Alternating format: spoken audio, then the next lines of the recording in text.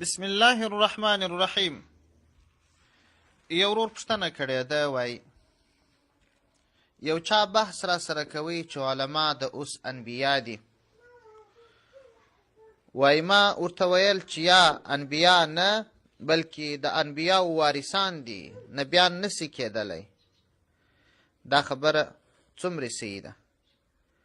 د دغه ورور د پوښتنې په جواب کې باید ووایم چې د پیغمبر صلی الله علیه وسلم یو نوم خاتم النبیین، هغسې نبی چې تر ده وروسته بل نبی نه راځي.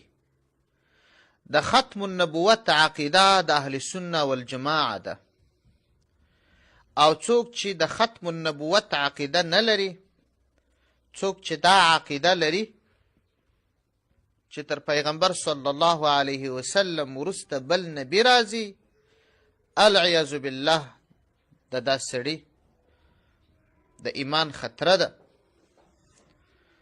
او همدا ډول پیغمبر صلی الله علیه وسلم فرمایي وانا خاتم النبیین ولا فخری، او ای زه هغه پیغمبر یم، هغه نبی یم چې تر ما وروسته بل نبی نه راځي.